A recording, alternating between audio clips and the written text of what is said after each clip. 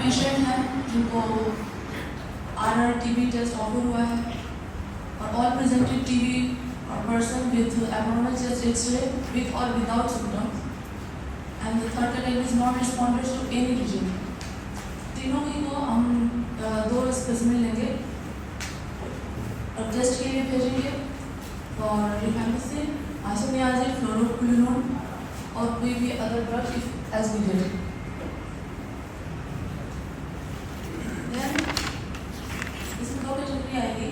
MTB positive R resistant detected और MTB positive R resistant not detected.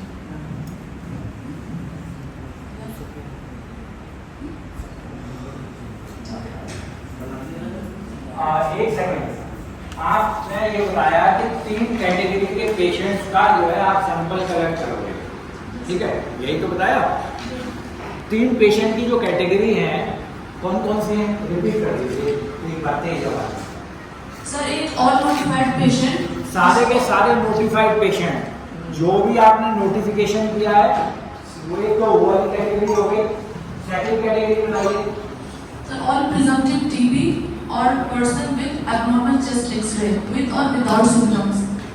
सारे के सारे और प्रिजम्पटिव टीबी वाले पेशेंट, ठीक है. नेक्स्ट बताइए. Sir non responders to any जो पेशेंट ट्रीटमेंट पर है और रिस्पॉन्स नहीं कर रहे हैं. क्या मतलब है बात का नॉन रिस्पॉन्डर? कब बोलेंगे नॉन रिस्पॉन्डर? कि किस पेशेंट की बोला गया है? ये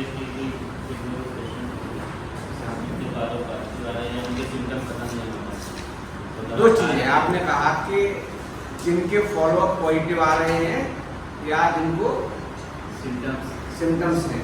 तो फॉलोअप पॉजिटिव आ रहे हैं तब तो करा ही रहे CB नेट, तो उसकी तो बात नहीं, तो फॉलोअप पॉजिटिव में आ जाएगा. नॉन रिस्पॉन्डर क्या चीज है? सेकंड वाला पॉइंट भी रह गया. ऑल प्रेजेंटिव का मतलब क्या है? एक तो हो गया ऑल नोटिफाइड जिनको TB है, दूसरा पॉइंट है ऑल प्रेजेंटिव. क्या मतलब है इसका? अभी 100 टेस्ट किया है लोगों ने, क्या किया 100 टेस्ट में आपने? जिन लोगों में लक्षण थे स्क्रीनिंग के बाद, जो हमारे संभावित TB के मरीज थे, प्रेजेंटिव TB पेशेंट थे, उनका हमने क्या लगवाया था? नॉट लगवाया था. ये तो क्या है, एक कैटेगरी हो गई. सेकंड ऐसी है कि वो लक्षण नहीं है, एसिम्प्टोमेटिक है, उनके एक्सरे में एब्नॉर्मलिटी है. हमारी जो प्रेजेंटिव के साइन सिम्टम्स में एक तो है cough more than 2 weeks, fever more than 2 weeks, chest pain, blood sputum, loss of weight, loss of appetite, abnormal chest x-ray. एक पॉइंट है उसमें एब्नॉर्मल चेस्ट एक्सरे. और तो ये वही वाला पॉइंट है. अब तीसरा पॉइंट क्या है? ये नॉन रिस्पॉन्डर किसे कहते हैं? ये मैंने बताया जो है लास्ट टाइम ट्रेनिंग में आपको. इस सबसे क्या मतलब है? कौन सी कैटेगरीज में आएगी? कब कहेंगे नॉन रिस्पॉन्डर? कोई भी बताए. नॉन रिस्पॉन्डर सर, मान लीजिए किसी का DSTB की दवा चल रही है, आपने नाट कराया, नाट में वो RR नहीं डिटेक्ट हुआ है, आपको लग रहा है कि मान लीजिए MDR है, उस नहीं. कोई और? चलिए हम बताते हैं. हाँ प्लीज. नॉन रिस्पॉन्डर का सर यही होता है कि वो एक तरीके से अगर इसको लेनी चाहिए तो रिस्पॉन्ड ना करें. ठीक, ये तो उसका हो गया. हाँ. अब कब कहेंगे? किस इलाज की किस स्टेज पर बोलेंगे नॉन रिस्पॉन्डर? आपका 10 पेशेंट चल रहे हैं, उसमें से आप किस व्यक्ति को कब कहेंगे वो नॉन रिस्पॉन्डर? वो समय और वो व्यक्ति बताओ, क्लियर कर. देखिए, ऐसे मरीज जिनका फॉलोअप के लिए सैंपल नहीं मिल रहा हो, सैंपल मिल जाए तब चेक कर लेंगे, फिर तो दिक्कत ही नहीं. जिनके सैंपल ना मिल रहे हो, पहली शर्त ये है. दूसरा, उन्हें इलाज लेते हुए कम से कम 3 महीने 12 सप्ताह हो गए. इलाज के 12 सप्ताह बाद भी यदि कोई मरीज जिसका सैंपल नहीं मिल रहा हो हमको, और वो ये कहे कि साहब मुझे तो बुखार अभी आता है, खांसी अभी भी है, मेरा वजन नहीं बढ़ रहा है, यानी उसके लक्षणों में कोई सुधार नहीं है, तब कहेंगे नॉन रिस्पॉन्डर. ठीक है, क्लियर चीज है. सैंपल अवेलेबल ना हो और 3 महीने हो चुके हों इलाज लेते हुए और उसके लक्षणों में कोई सुधार ना हो. मतलब वो पल्मोनरी बेस्ड होना चाहिए, का नाम सबके सब कुछ होता है. अब यहाँ पर इस ग्रुप में थोड़ी सी हमें मेहनत करनी क्या है? सैंपल लेने के एक्टिव प्रयास करने होंगे. इसमें ज्यादातर बच्चे आते हैं, तो निकालने वाले हैं. तो हमें फिर उसे रेफर करना होगा मेडिकल कॉलेज या कहीं, जहाँ से उसका सैंपल निकालने के लिए एक्टिव प्रोसेस करनी होगी, कैसे प्रकार का सैंपल मिल जाए। सपोज कैसे भी सैंपल नहीं मिलता है, तो हम बच्चे की बैक हिस्ट्री पे जाएंगे, इसे इन्फेक्शन किससे मिला और जिससे मिला इन्फेक्शन, क्या उस व्यक्ति की डीएसटी है, एक डीएसटी है और वो डीएसटी का पेशेंट है तो हम मानेंगे, डीएसटी नहीं है तो हम मानेंगे ये डीआरटी भी हो सकता है, तो है नहीं, एक कंडीशन। नंबर 2 कंडीशन डीएसटी है और वो डीआरटी भी है तो हम मानेंगे कि डीआरटी हो सकता है। और तीसरी कंडीशन, उसका जो कॉन्टैक्ट जिससे उसे मिला है वो व्यक्ति इलाज के दौरान मर गया हो, पेशेंट के पास डीएसटी नहीं है तो एक्सपायर भी हो गया, तो माने हो सकता है वो डीआरटीबी का हो।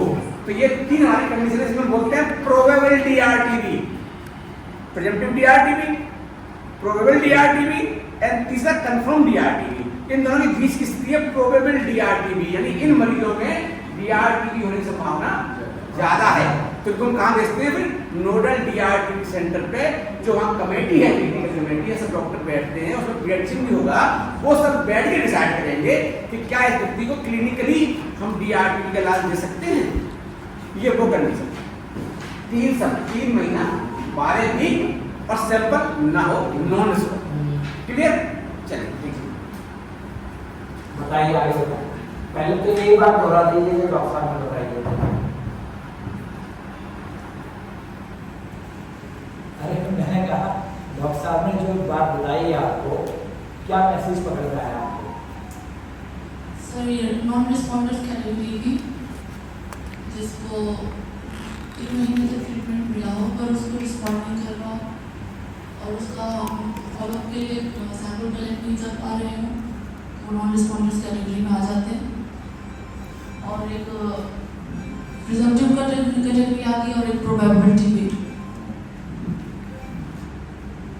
तो ये तीनों कैटेगरी का हम सैंपल लेकर और उसको टेस्ट के लिए भेजेंगे। अगर एमटीबी पॉजिटिव आती है और आर रेजिस्टेंस नॉट डिटेक्टेड, हम उसको कैट 1 पे स्टार्ट करेंगे ट्रीटमेंट, ड्रग सेंसिटिव ट्रीटमेंट के लिए। ठीक है, सर आगे मैं हैंडओवर करूँगी। आपने 2 स्पेसिमेन कलेक्ट कर लिए, ठीक है, 2 सैंपल कलेक्ट कर लिए, यहाँ तक बता दिया था, ठीक है।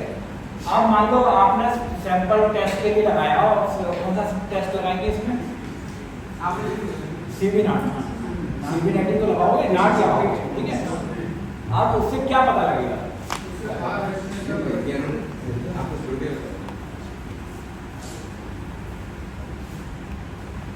हाँ बोलते रहिए, आप बोलते रहिए।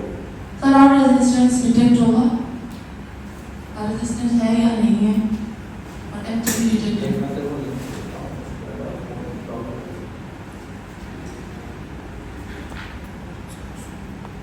हाँ बोल रहे हैं,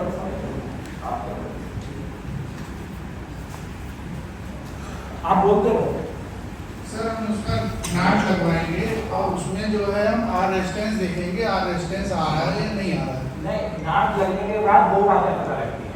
जी सर, क्या क्या? एमटीपी डिटेक्ट है, एमटीपी डिटेक्ट तो रेजिस्टेंस सेंसिटिव है। रिफ्रैक्शन के साथ आपको सेंसिटिविटी पता लगेगी, ठीक है। अब उसमें 2 कंडीशन निकल गया। पहली सिंपल वाली पकड़ो, एमटीबी डिटेक्टेड और आर रेजिस्टेंस। सिंपल वाली चाहे उसका मिला, ठीक है।